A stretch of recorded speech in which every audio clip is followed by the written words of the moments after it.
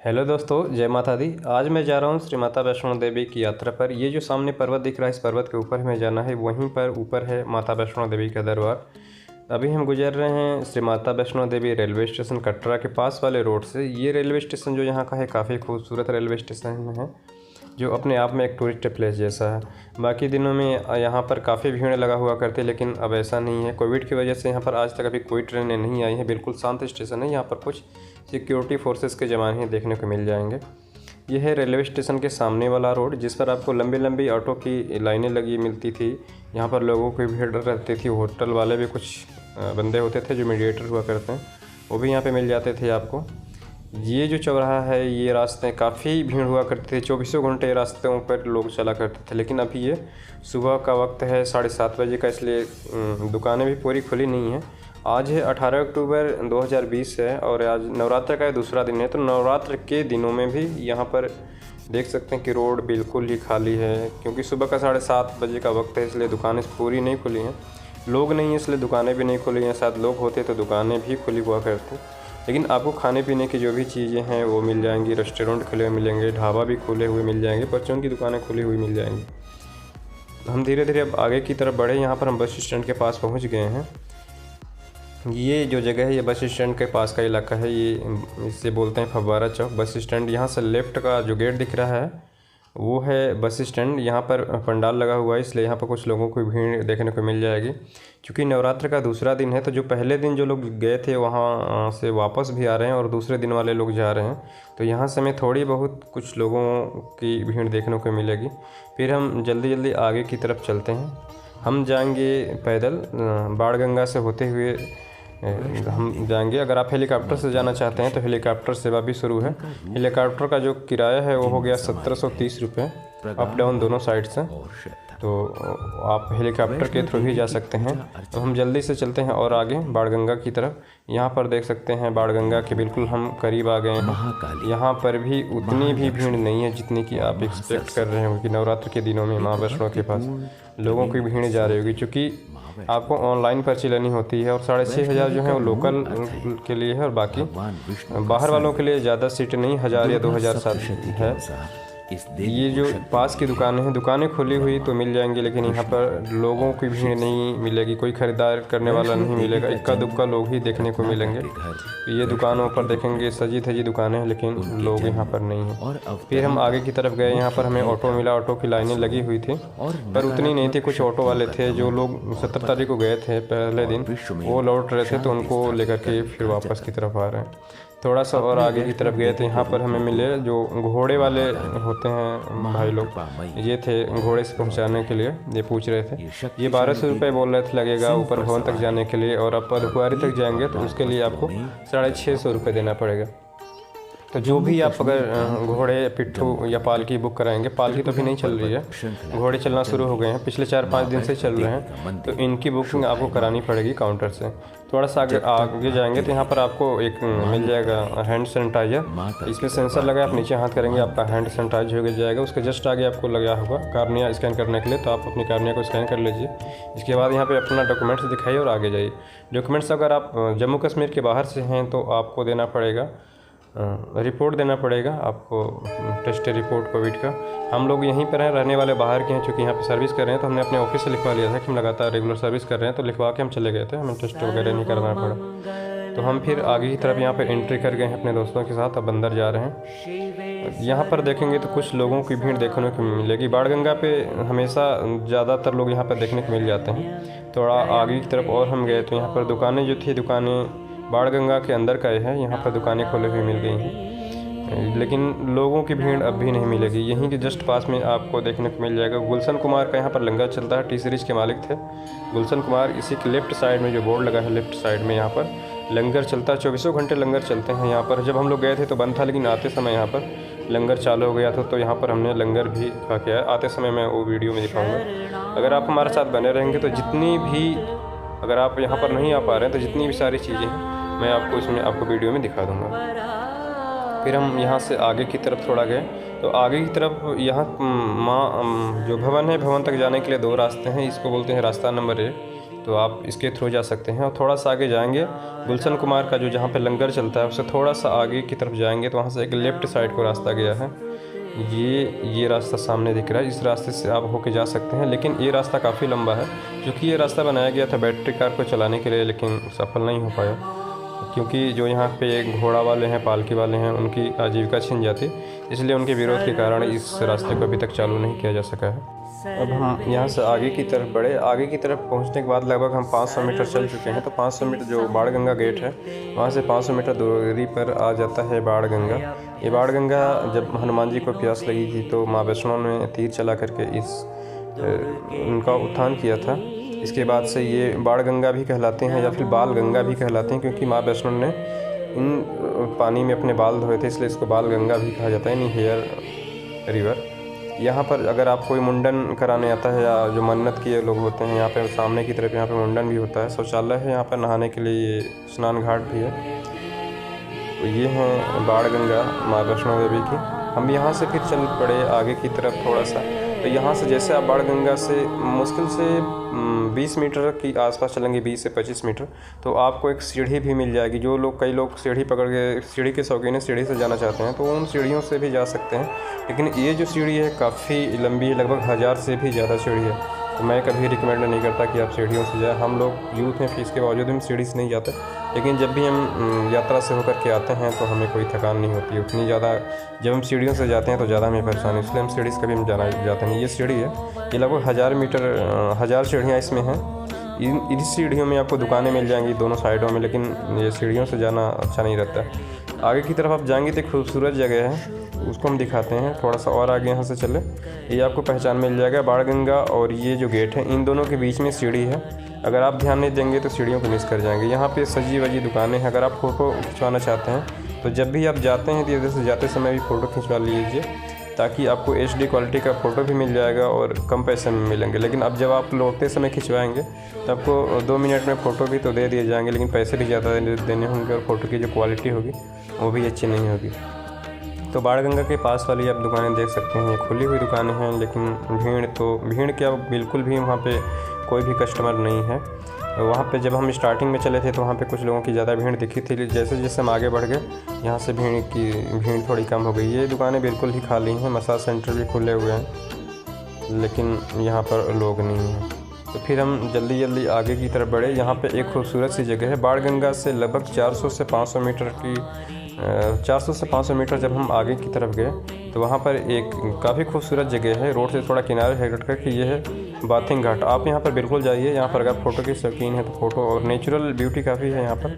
जो बाणगंगा का वाटर आप देखे थे वहीं है, यहाँ से पानी होते हुए नीचे की तरफ जाता है। तो हम जल्दी से चलते हैं घाट पे। घाट का आपको दिखाते हैं कि यहाँ पे कैसी जगह है, क्या लोकेशन है। तो आप यहाँ पर आइए, या आप यहाँ पे भी नहा सकते हैं। बाथरूम, टॉयलेट सारी फैसिलिटी है यहाँ पर। ये जगह काफ़ी अच्छी है, कई लोग यहाँ पर देखने के लिए आते हैं। पानी ऊपर से गिर रहा है, ये देखिए यहाँ पे झरने जैसा ये फील हो रहा है। झरने के जस्ट ऊपर जो दिख रहा है ये टैंक है। यहाँ पे टैंक बना था नहाने के लिए, एक्चुअली इसमें गिर गया कंकड़ वंकड़ तो अभी भर गया है, इसकी सफाई नहीं हुई।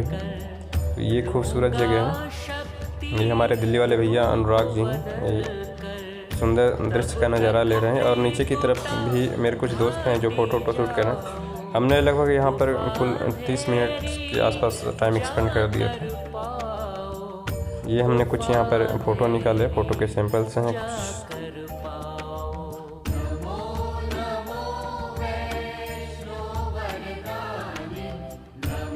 हमने यहाँ पर कुल 30 मिनट लगभग टाइम एक्सपेंड करने के बाद हम फिर यहाँ से आगे चल पड़े। आगे चलने के बाद यहाँ से मुश्किल से 100 मीटर या 50 मीटर की दूरी पर सामने एक मंदिर दिख रहा है। मंदिर पर हमने बाहर से ही माता को प्रणाम किया, फिर हम निकल पड़े। फिर आगे की तरफ यहाँ से हम गए 500 से 800 मीटर की दूरी पर गए तो यहाँ पर एक खूबसूरत मंदिर दिखा। अगर आप सीढ़ियों से जाते हैं तो इन चीज़ों को आप मिस करते जाएंगे, इसलिए मैं रिकमेंड करूँगा कि आप रास्तों से होकर के जाएं।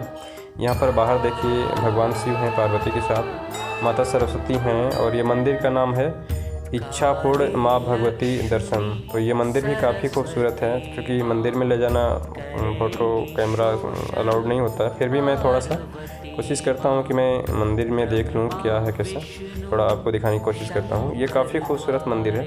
इसकी जो दूरी है लगभग 1 से 1.5 किलोमीटर के आसपास है बाणगंगा गेट से। तो ये काफ़ी खूबसूरत मंदिर है, यहाँ पे भी आप थोड़ा टाइम स्पेंड कर सकते हैं। फिर हमने यहाँ पे कुछ 1-2 फ़ोटो निकाले, फिर यहाँ से चल पड़े क्योंकि हमारे दोस्त आगे चले गए।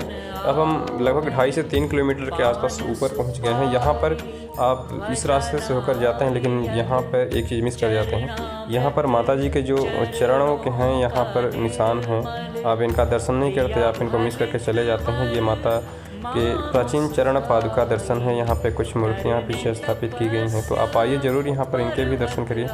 लेकिन आप जब भी सीढ़ियों का इस्तेमाल करेंगे तो आप इन चीज़ों को मिस करते जाएंगे। अगर आप यहाँ पर आ रहे हैं उतने दूर से भारत के किसी भी जगह से, तो आप इन सारी चीज़ों को देखिए और जाइए।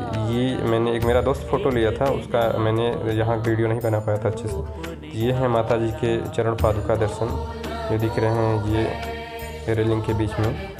यहाँ पर जब माँ वैष्णो का पीछा भैरव ने किया हुआ था, तो माता ने यहाँ पर रुक करके पीछे की तरफ देखा हुआ था, तो इनके पैरों के यहाँ पे निशान, इसलिए ये प्रसिद्ध है।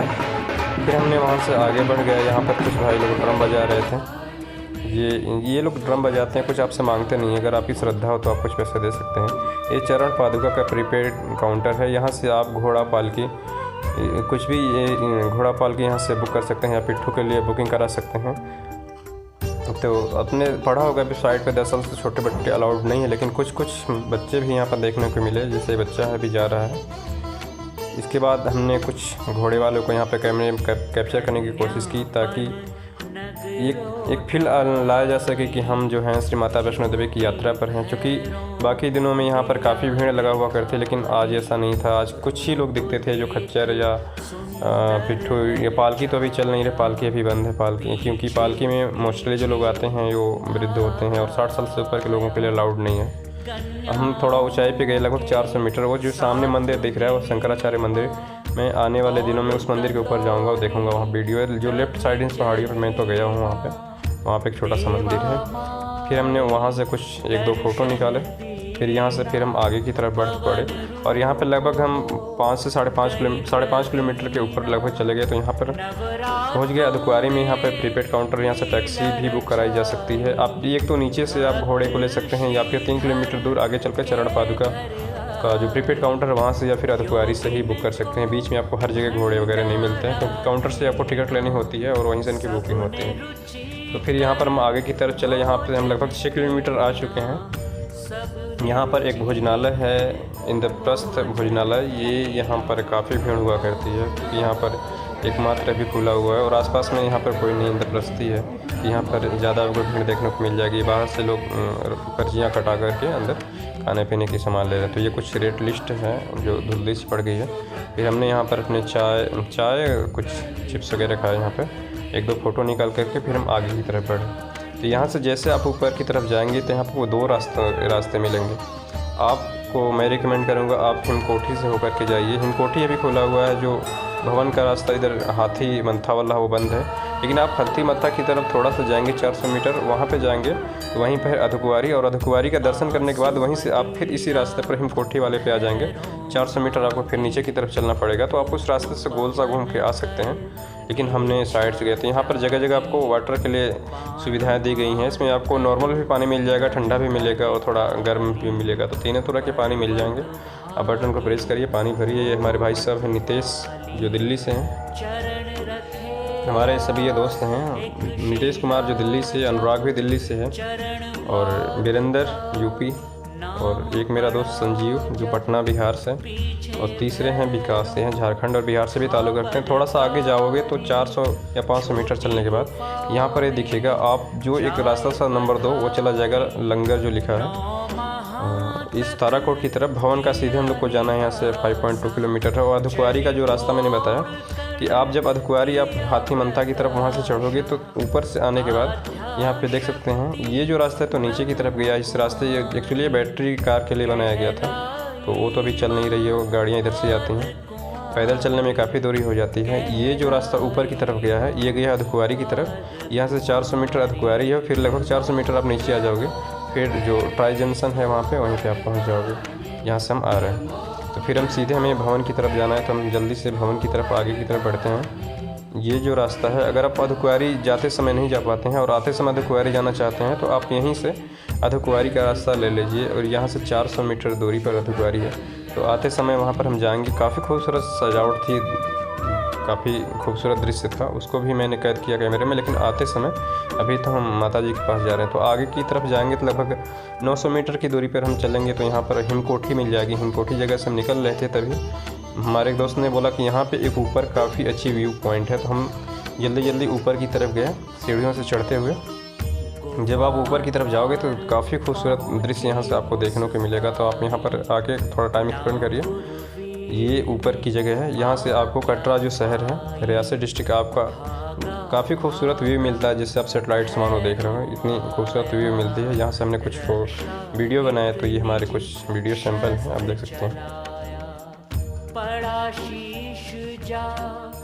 क्योंकि यहाँ पर फ़ोटो खींचने के लिए कुछ खास नहीं था, तो हमने भी कुछ अपनी अच्छी लोकेशन ढूंढी, वहाँ पे कोशिश की कुछ फ़ोटोज निकालने के लिए। तो टाइटैनिक वाले स्टाइल में यहाँ पे ऊपर चढ़ गए और फ़ोटो निकालने का स्टाइल थोड़ा कोशिश किए। फिर यहाँ पर हमारे दोस्त हैं, दोस्तों के साथ एक जो सेल्फी वेल्फी मारी, फिर वहाँ से निकल पड़े आगे की तरफ गए। तो यहाँ से देखोगे आप काफ़ी खूबसूरत दृश्य आपको देखने को मिलेगा। जब भी अगर आप टैक्सी से अगर आप बैटरी कार करते हो, बैटरी कार का जाने का जो फेयर है वो 354 रुपये है और आने का 236 रुपये है, तो ध्यान दीजिएगा। लेकिन आप जब भी आप बैटरी कार से जाते हैं तो आपको ये जो सारी दृश्य देखने को मिल रही है, दृश्य को आप मिस कर जाओगे। तो इसीलिए हम लोग जब भी जाते हैं हम लोग पैदल जाते हैं, क्योंकि दर्शन करना ही सबसे बड़ी चीज़ नहीं होती। ऊंचाइयों पे आकर के जो व्यू होता है वो काफ़ी खूबसूरत होता है। हालांकि थोड़ी थकान होती है, लेकिन जो नज़ारे होते हैं वो काफ़ी खूबसूरत होते हैं। लेकिन चलते चलते अगर आप ग्रुप में जाते हैं तो आपको रास्ता का पता नहीं चलता है। देखिए कितनी खूबसूरत व्यू है। ये माता जी हैं, ये शायद इनकी मन्नत कोई होगी, पूरी हुई होगी, तो ये अपना लेटते हुए जा रही हैं। ये अभी यहाँ से लगभग 1.5 से 2 किलोमीटर की दूरी है माँ वैष्णो देवी की। हम लोग जल्दी जल्दी से चलते हैं। हम लोग जब सीढ़ियों से चलते हैं तो रुकना पड़ता है, लेकिन जब हम पैदल चलते हैं रोड से तो हम लोग ज़्यादा रुकते नहीं। मोस्टली 3 से 4 जगह रुके, उसमें भी हम लोग ज़्यादा एंजॉय कर रहे थे, एंजॉय के साथ ही अपनी जर्नी पूरी की है, तो इसलिए हम लोग को टाइम थोड़ा ज़्यादा लगे।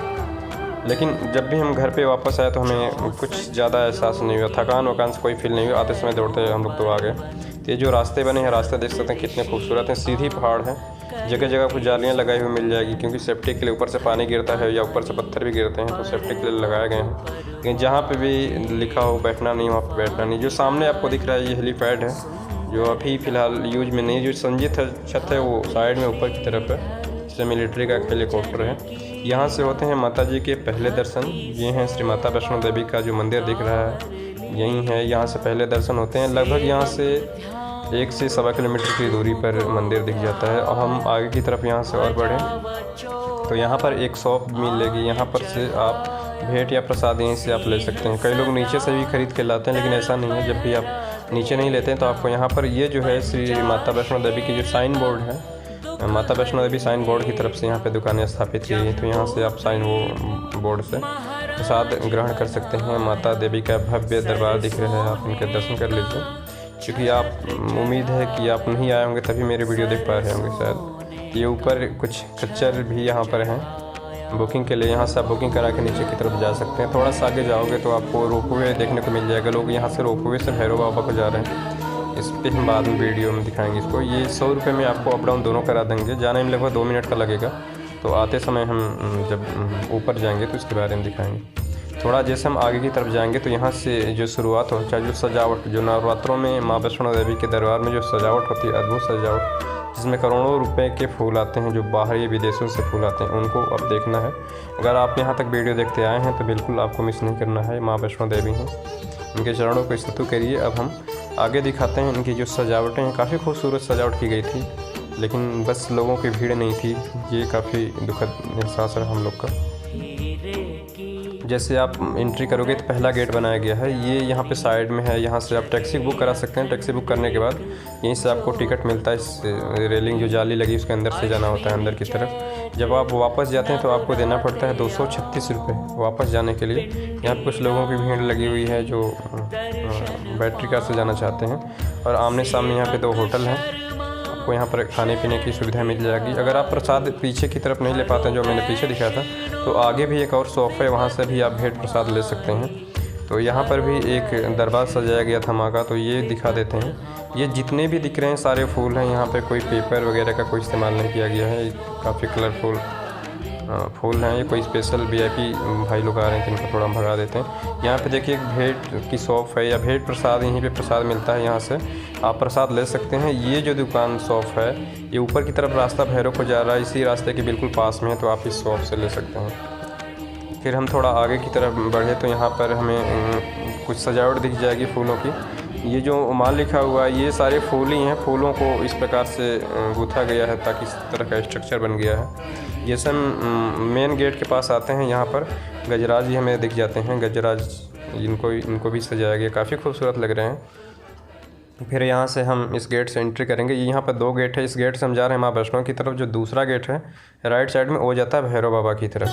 तो भैरव बाबा की अब जो जब से रोपवे चल गया तो यहाँ से ऊपर लोग कम ही जाते हैं, रोपवे से ही मोस्टली चले जाते हैं।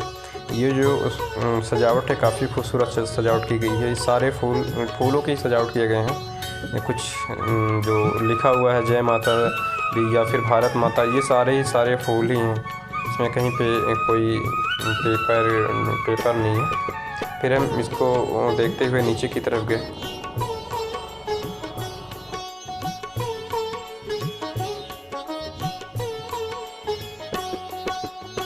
शेरा वाली मैया तेरी जय जय जय। शेरा वाली मैया तेरी जय जय जय। मेहरा वाली मैया तेरी जय जय जय। मेहरा वाली मैया तेरी जय जय जय। शेरा वाली मैया तेरी जय जय जय। शेरा वाली मैया तेरी जय जय जय। जैसे हम थोड़ा सा आगे बढ़े तो हमें एक तीसरा गेट बना हुआ मिला। इस गेट को भी काफ़ी खूबसूरती के साथ सजाया गया था। ये भी सारे के सारे फूल ही हैं, जितने भी सब कुछ ऊपर दिख रहे हैं सारे ही सारे फूल हैं। तो देखने में काफ़ी खूबसूरत है, देखकर काफ़ी सुकून और शांति।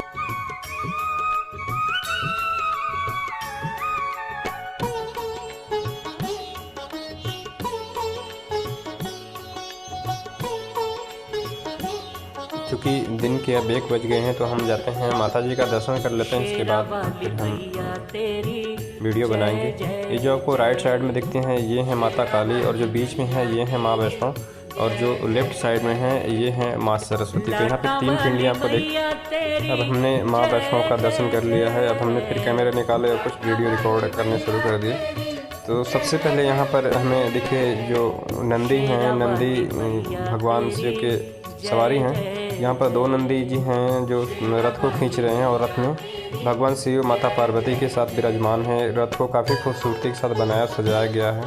बाहर की तरफ फूल रखा हुआ है, और ये देख सकते हैं इधर की भी सजावट काफ़ी अच्छी है। और यहाँ पर कुछ लोग नृत्य करते हुए मतलब नृत्य करते और ढोल नगाड़े बजाते हुए आपको दिखाई देंगे। तो यहाँ पे इस प्रकार की कुछ कलाकृतियाँ बनाई गई है, काफ़ी ये भी खूबसूरत है। ये भी शायद लकड़ी का बना हुआ है और इस पर बाहर से पेंट किया गया है। ये चौथा गेट है, और ये जो नंदी को रथ खींचते हुए दिखाया गया था उसके पास में कुछ फूल रखे हुए थे। फूल की खूबसूरती काफ़ी अच्छी थी, इनको भी आप देखिए। शेरा वाली मैया तेरी जय जय जय। शेरा वाली मैया तेरी जय जय जय। जोता वाली मैया तेरी जय जय जय। इसके बाद यहीं से मैंने जो मंदिर है, मंदिर को ऊंचाई से पूरे फ़ोटो लेने की कोशिश की। ये ऊपर कालका भवन है, तो ऊपर मंदिर को भी ऊपर से भी कुछ सजाया गया था। ये लास्ट गेट है बिल्कुल, ये 5वां गेट है। उसी रास्ते में सबसे भव्य गेट, इस गेट का सजावट की गई थी। बाहर की तरफ अभी बहुत काफ़ी फूल पड़े हुए हैं जो सजाने के लिए रखे गए हैं। अभी भी काम लगा हुआ है, चूँकि दूसरा दिन है तो अभी काम चल रहा है। और बहुत सारे फूल चेंज भी होते रहते हैं, नवरात्र में जो मुरझा जाते हैं तो ये बदलते रहते हैं। तो फिर हम इस गेट के अंदर प्रवेश किए, तो यहीं पर जो लेफ़्ट साइड में आपको राइट साइड में दिख रहा है, राइट साइड में जो जाली की तरफ, इसमें से लोग दर्शन के लिए इस रास्ते से ही जाते हैं ऊपर से आते हुए। यहीं पर पास में गेट नंबर 5 है, जो VIP पास बनवाने के थ्रू आप इससे जा सकते हैं। और वो जो पास बनता है वो बनता है कटरा में ही बनता है, CRPF कैंप में। तो यहाँ पर भी आप देख सकते हैं फूलों से सजा हुआ एक दरबार सा है। ऊपर माता जी विराजमान है। सारे फूल का ही इस्तेमाल किया गया है। और फिर आगे की तरफ थोड़ा सा जाएंगे तो वहाँ पर भी एक गेट नुमा बनाया गया है। ये 6वां गेट हो जाएगा। और ऊपर यहाँ पर भी भगवान शिव माता पार्वती के साथ विराजमान है। अभी इसमें काम चल रहा है। यहाँ पर लेफ्ट साइड में काउंटर है, जहाँ पर आप अगर रसीद कटाना चाहते हैं डोनेशन करके तो आप यहाँ से रसीद ले सकते हैं डोनेशन करने के बाद। ये जो रास्ता, इस रास्ते के थ्रू लोग दर्शन करके वापस आते हैं। जो ऊपर रास्ता दिख रहा है वो है जाने का और नीचे से आने का। ये यहाँ पर कुछ सजावटें की जा रही हैं। लोग अब भी सजा रहे हैं गेटों को। अभी काफ़ी काम लगा हुआ, काफ़ी वर्कर्स लगे हुए हैं अभी। तो यहाँ पर इस प्रकार से ये सजावट की जा रही है। यहाँ पर भगवान जो शिव हैं माता पार्वती के साथ नंदी के ऊपर बैठे हुए हैं। और यहाँ पर जो थे रथ में थे, तो यहाँ पर हमने कुछ 1-2 फ़ोटोज़ निकाले और फिर यहाँ से हम चल पड़े। तो यहाँ पर जब मैं आ रहा था तो उस टाइम सजावट शुरू की, अभी काम चल रहा था तो वीडियो नहीं बनाया। ये हैं हनुमान जी। और यहाँ पर कुछ शायद जगन्नाथ का यहाँ पर कुछ रूप दिया गया है। तो यहाँ पर भी सजावट की गई है फूलों से है। जो चरखे चल रहे हैं उसमें भी सारे फूल लगे हुए हैं। यहाँ पर माताओं के जो 9 रूप हैं, 9 रूपों को यहाँ पर दिखाया गया है। जितनी भी सजावटें हैं सारे फूल की गई हैं। देखने में काफ़ी खूबसूरत था। तो आप इसका एंजॉय करिए, माता का दर्शन करिए। अनंत अनंता अनेक शस्त्र हस्त, अनेक वर्ण, अनेकास्त्रा धारिणी, अपर्णा अपरौढ़ा, बहुल प्रेमा, बहुला, बलप्रदा, भाविनी, भाव्या, भंडार काली, भव प्रीता। यहाँ पर फूलों से ही लिखा हुआ है जय माँ नौ दुर्गा। ये भी सारे फूल हैं जो देखने में काफ़ी खूबसूरत हैं। फिर थोड़ा सा आगे की तरफ ये कुछ कागज़ों से सजाया गया है। ये फूल नहीं है, रंग बिरंगे जो दिख रहे हैं। लेफ्ट साइड में तो ये फूल नहीं है, ये कागज़ों से कुछ सजाया गया है। जो पिलर्स हैं ऊपर और नीचे की तरफ ईंट लगाई गई है और बीच में नारियल के थ्रू सजाया गया है। और यहाँ पर थोड़ा सा आगे चलने के बाद यहाँ पर एक और भगवान शिव का मंदिर बनाया गया है जो फूलों से सजाया गया। काफ़ी देखने में खूबसूरत मंदिर है, ये भी काफ़ी खूबसूरत था। फिर हमने यहाँ से आगे की तरफ चले। जो ऊपर का पंडाल है बिल्कुल ऐसे ही सेम सजाया गया है। जहाँ से आप एंट्री करते हैं माता वैष्णो की जो सेट बना हुआ वहाँ से लेकर के लास्ट तक ये सारे ऐसे ही हैं। यहाँ तक हमने सारे लगभग जितने भी रास्ते हैं, सारे जितनी सजावटें की गई सारे सजावटों को हमने दिखा दिया। जो हमने अभी तक खाना नहीं खाया तो हम लोग जा रहे हैं खाना खाने। खाना खाने के बाद फिर वहाँ से हम निकलेंगे, रोपवे के थ्रू जाएंगे बाबा भैरव के पास। तो वहाँ पर बाबा भैरव के दर्शन कराएंगे। उसके बाद अर्धकुंवारी जो काफ़ी खूबसूरत, वहाँ पे भी सजावट उसको दिखाएंगे। हमने खाना खा लिया, हम रोपवे में आ गए हैं। रोपवे का जो टिकट है वो है 100 रुपये में अप और डाउन दोनों, तो दोनों तरफ आना जाना 100 रुपये में हो जाता है। तो हम अब रोपवे से जा रहे हैं, रोपवे चल पड़ी। रोपवे से चलने के बाद जो माता का दरबार है वो आप देख सकते हैं। देखने में काफ़ी खूबसूरत लगता है। जैसे जैसे आप ऊंचाई पे जाते हैं खूबसूरती बढ़ते जाती है। जो टाइमिंग है लगभग 2 मिनट के आसपास आपको रोपवे ऊपर से नीचे की तरफ छोड़ देता है। 2 रोपवे होते हैं, हमेशा एक ऊपर होता है तो एक नीचे होता है। ये अपोजिट डायरेक्शन में चलते हैं, दोनों एक साथ ही चलते हैं। तो एक जैसे ऊपर गया एक नीचे की तरफ जा रहा है। कि आप अगर अकेले भी हैं या कोई तरफ खाली भी है तो दूसरे वाले का जो दूसरे साइड का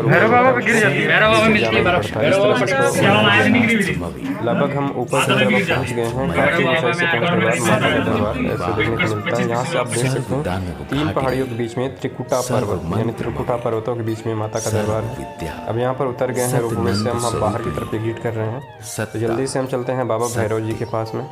श्याम भवी, शिव धोती, शूल धारिणी, सुंदरी, तपस्विनी, त्रिनेत्रा, उत्कर्षणी, वाराही।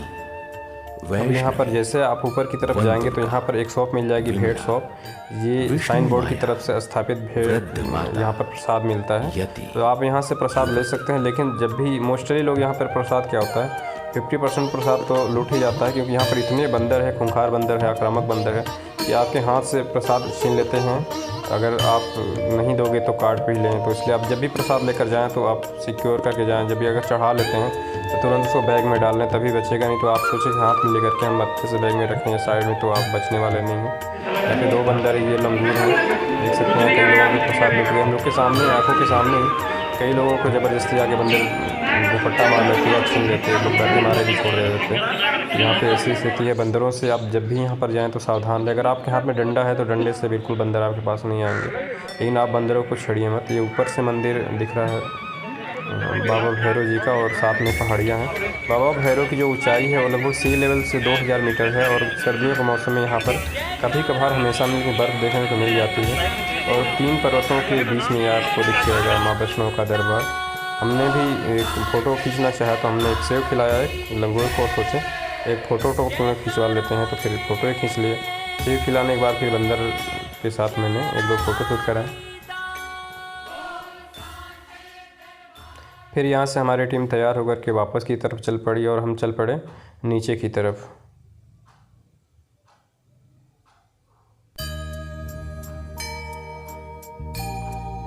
अब हम रोपवे से नीचे की तरफ आ गए हैं। अब यहाँ से हम नीचे की तरफ चलेंगे। हमें अब एक स्पॉट रह गया है अर्धकुंवारी। अर्धकुंवारी हम नहीं गए थे, तो आते समय हम अर्धकुंवारी से होकर के ही आएंगे, क्योंकि गुफ़ा जो था गुफ़ा बंद था। आप गुफ़ा के अंदर नहीं जा सकते, लेकिन गुफ़ा जहाँ तक गुफ़ा दिखता है वहाँ तक आप दर्शन कर सकते हैं, मंदिर में जा सकते हैं। वहाँ पे जो सजावट की गई है काफ़ी भव्य सजावट है। तो हम अब नीचे की तरफ जाते हैं अपने 5 दोस्तों के साथ। एक हमारे दोस्त हैं अनुराग, इसके साथ नितेश जो दिल्ली से दोनों हैं, एक पटना से संजीव, तीसरे जो हैं वीरेंद्र वो यूपी से, और चौथे विकास झारखंड से। मैं खुद सोनभद्र से यूपी से बिलोंग करता हूँ। तो आप ऊंचाई से काफ़ी देख सकते हैं जो कटरा शहर है वो देखने में से खूबसूरत दिखता है। और हम पहुँच गए हैं अब अर्धकुंवारी में, बिल्कुल अर्धकुंवारी के समीप में हैं। तो अर्धकुंवारी का एक गुफ़ा है जिससे आप एग्जिट करते हैं, और यहाँ पे ये खूबसूरत देखिए कितनी खूबसूरती के साथ इन मंदिरों को भी सजाया गया है यहाँ पर। तो आप इन मंदिरों का लुत्फ़ उठाइए।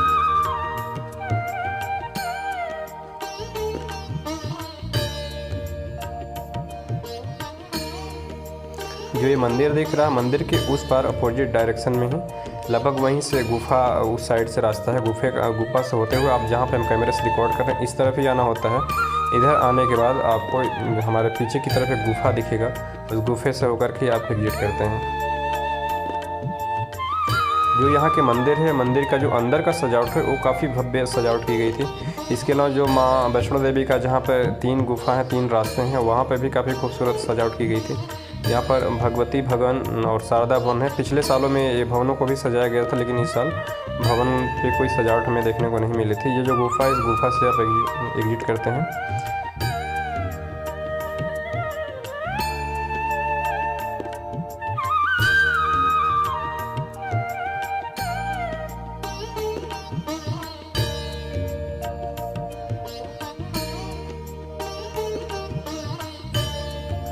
इस प्रकार से दोस्तों हम लोग के यहाँ पर पूरी यात्रा समाप्त हो गई है। कुछ चीज़ें हैं जो हम अगर हमारे साथ रहेंगे तो हम उसको आपको बताते चलेंगे। अगर आप अर्धकुंवारी में आते हैं तो यहाँ पर एक डिस्पेंसरी है। अगर आपको प्रॉब्लम हो जाती है, दवा वगैरह लेनी है, तो आप यहाँ डिस्पेंसरी से ले सकते हैं। अगर आपको कोई प्रॉब्लम, आप चल फिर नहीं पा रहे हैं, आपको मेडिकल फैसिलिटी की ज़रूरी है, तो आप यहाँ पर एम्बुलेंस की भी सुविधा होती है, आप एम्बुलेंस भी ले सकते हैं।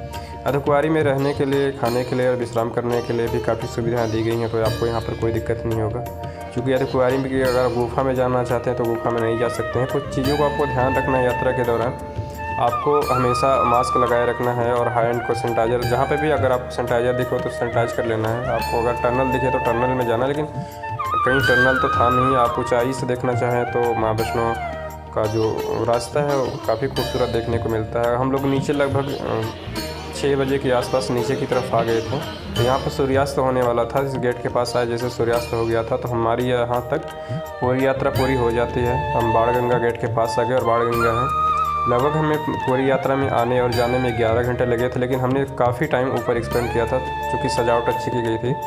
यहाँ पर है जो हमने जाते समय दिखाया था, यहाँ पर लंगर, तो लंगर उस समय बंद था, लेकिन शाम में यहाँ पर लंगर चालू हो गया था। गुलशन कुमार जो टी सीरीज के मालिक हैं, उनके द्वारा ये लंगर स्थापित किया गया जो हमेशा चलता है। और यहाँ से हमने फिर निकल पड़े। ये था बाणगंगा गेट, काफ़ी खूबसूरत था, और रात में जो माँ का दरबार है वो देखने में काफ़ी खूबसूरत लगता है। और ये है कटरा का शहर। हम बस स्टैंड पे आ गए और यहाँ पर हमारी यात्रा समाप्त हो चुकी है। दोस्तों जय माता दी। वीडियो अच्छी लगी तो लाइक, शेयर और कमेंट जरूर करें।